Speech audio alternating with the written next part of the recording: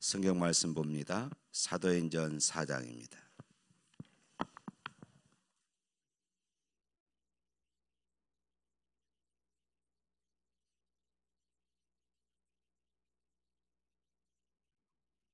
사도행전 4장 36절부터 37절에 있는 말씀.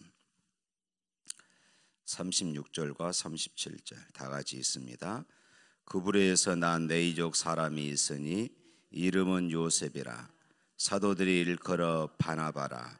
번역하면 이로의 아들이라 하니 그가 밭이 있음에 팔아 그 값을 가지고 사도들의 발 앞에 두니라. 아멘. 우리 옆 사람과 인사 나눕니다. 새벽에 하나님이 도우십니다. 우리 또 한번 따라합시다. 내 생에 하나님의 역사가 일어나게 하자. 우리 교회에 하나님의 역사가 일어나게 하자. 우리 가정에 하나님의 역사가 일어나게 하자. 할렐루야. 이번 특세 기간 동안에 이런 역사가 일어나기를 간절히 소망합니다. 오늘 본문에 보면은 이제 초대교회 안에 아주 또 좋고 또 반가운 이런 간증의 소식이 기록되고 있습니다. 많은 사람들에게 감동을 주는 그런 사람이 오늘 본문에 등장하게 되어집니다. 바로 그 사람이 바나바입니다. 바나바는 지중해에 있는 섬 그브로가 고향이었고 유대인으로서 또 네이지파 사람이었습니다.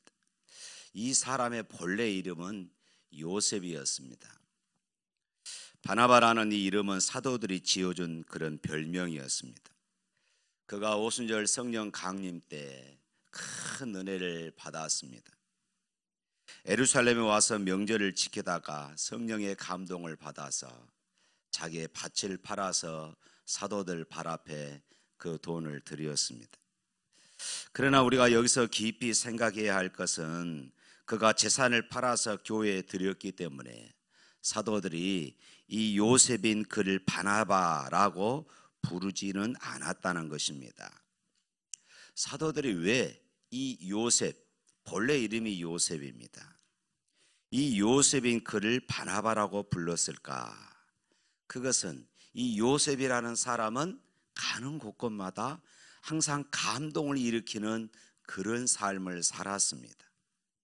위로와 격려가 필요한 사람들에게는 이 바나바는 이 요셉이라는 사람이 늘 위로와 격려가 되어줬던 사람, 때로는 권면이 필요한 사람들에게는 권면을 해주었고 용기를 주었고 또한 잘못된 길을 걸어가는 사람에게는 말씀으로 권면하여서 바른 믿음의 길을 걸어가도록 했던 그런 사람이었습니다. 요셉의 이런 아름다운 모습이 사도들의 귀에 들려온 것이에요. 요셉의 위로와 격려로 용기를 얻었습니다. 제가 잘못된 삶을 살았는데 요셉이라는 사람이 저를 붙잡아 주었고 바른 길로 가게 해 주었습니다. 이런 이야기들이 여기저기서 막 들려오는 것입니다. 요셉이라는 사람의 이 신앙 인격에 대해서 이 사람 저 사람이 이구동성으로 모두가 다 칭찬하는 것이었습니다. 그래서 사도들은 요셉을 위로하고 권면하는 아들이라 하는 이런 뜻으로 바나바다 이렇게 별명을 불러준 것입니다. 그러니까 위로하고 권면하는 아들인 바나바가 가는 곳에는, 이 바나바가 있는 곳에는 언제나 잔잔한 감동이 일어났고 이 사람이 있는 곳에는 언제나 기분이 좋았습니다. 분위기가 좋았습니다. 그래서 본래 이름은 이제 사라지고 바나바, 우리에게도 요셉이라는 이 이름보다도 바나바라는 그 이름이 익숙해질 정도로 본래 이름은 사라지고 바나바라는 이름이 본래 이름이 돼버린 것입니다. 사랑하는 성도 여러분, 저는 오늘 바나바를 보면서 저와 여러분들이 도전이 될 수 있기를 주님의 이름으로 축원합니다. 바나바는 예루살렘 교회에서 사도가 아니었습니다. 바나바는 자신의 재산을 교회에 드린 사람이었지만은 기억하십시오. 예루살렘 교회에서 7 집사를 선출할 때에 거기에 뽑히지도 않았습니다. 바나바에게는 어떤 직분도 주어지지 않았지만은 그러나 그는 어떤 사람보다도 더 열심히, 더 소중한 자리에서 꼭 필요한 그런 삶을 살았던 것입니다. 그런가 하면은 바나바는 자기의 이름을 드러내지 않고 항상 배우 위에서 다른 사람들을 도와주고 그가 잘 되도록 격려하고 용기를 주면서 하나님의 일에 쓰임 받다가 조용히 역사의 무대에서 사라지는 그런 위대한 사람이었습니다. 사도행전 9장에 보면요, 이 바나바와 사울과의 관계가 기록되고 있습니다. 그러니까 예루살렘 교회에 박해가 일어났습니다. 그 박해의 한 중심에 이 사울이라고 하는 이 청년, 이 바울이 그곳에 있었습니다. 그곳에 최초의 순교자 스데반 집사도 그 자리에 있었습니다. 사울은 원래 예수 믿는 사람을 핍박했고 스데반을 죽일 때에 그 앞에서 증인으로 앞장섰던 그런 사람이었습니다. 그런 예수 믿는 사람을 잡으려고 살기 등등하여서 다메섹으로 그렇게 갔던 그런 악한 사람이었습니다. 그런 그가 다메섹 도상에서 예수님을 만난 후 변화됩니다. 물론 이 사울의 이 소식을 예루살렘에 있는 사도들도 다 들었습니다. 그러나 그럼에도 불구하고 제자들이 변화된 이 사울, 변화된 이 바울을 인정해 주지 않은 것입니다. 이유가 무엇일까요? 이유는 단 한 가지였습니다. 믿을 수가 없어. 그가 우리들을 잡기 위해서 우리의 아지트를, 우리의 본거지를 찾아내기 위하여서 가짜로 변화된 것처럼 한 거야. 이것이었습니다. 그가 은혜를 받았지만은 제자들은 그를 받아주지를 않았습니다. 그래서 상대를 하지 않으려고 합니다. 사울의 제자들에게 호소하고 매달려도 소용이 없습니다. 이 소식을 바나바가 듣습니다. 그래서 바나바가 이 사울을 데리고 먼 길을 걸어서 예루살렘 사도들에게 옵니다. 그리고 사도들에게 나를 보아서 이 사울을 받아주세요. 자기가 신원 보증을 합니다. 쉽게 말하면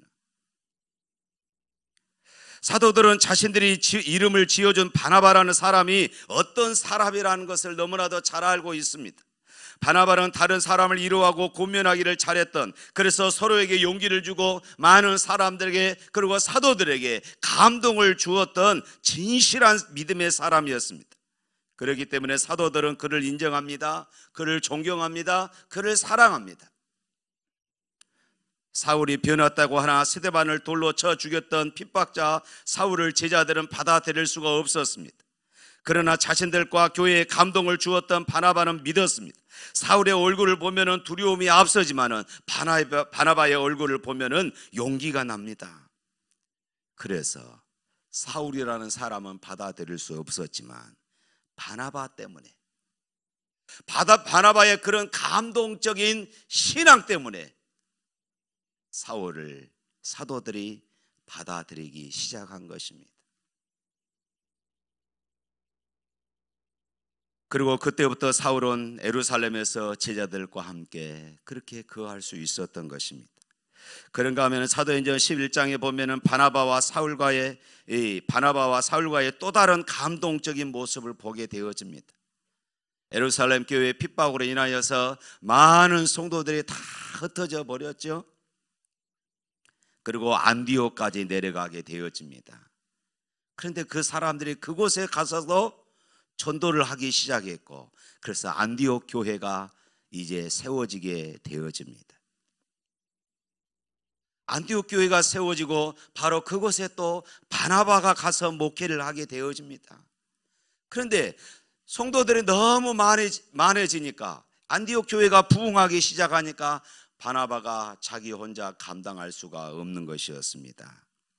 이때 바나바는 400리가 넘는 먼 거리에 있는 사울의 고향인 다소에 가서 사울, 변화되어진 이 바울을 데려옵니다.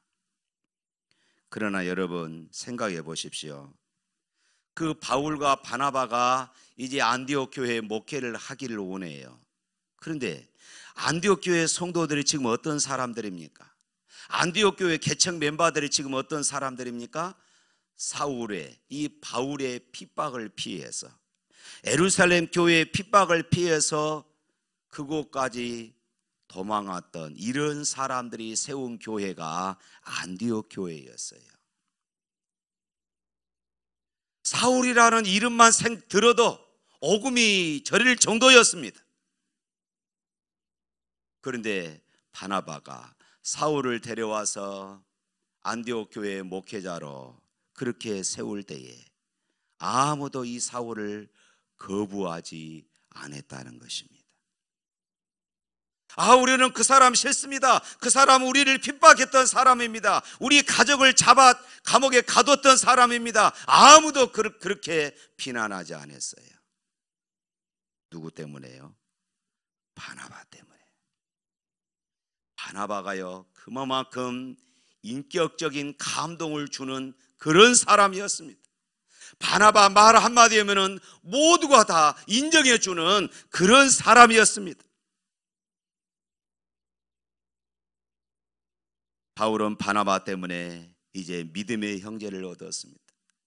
바울은 바나바 때문에 목회의 사역을 하기 시작했습니다. 그런데 또한 더 재미있는 것은 사도행전 11장에서 바나바와 바울의 이름 순서가 바뀌어집니다. 11장 전까지는 바나바와 바울이었는데 11장 이후부터는 바울과 바나바라, 이렇게 이름이 순서가 바뀌어지기 시작합니다. 세계 선교의 주체가 바울이 아니라, 이 사울이, 바나바가 아니라 이제 바울이 되었던 것입니다. 그러나 이런 과정에서 바나바의 불평이나 원망은 전혀 찾아볼 수 없습니다.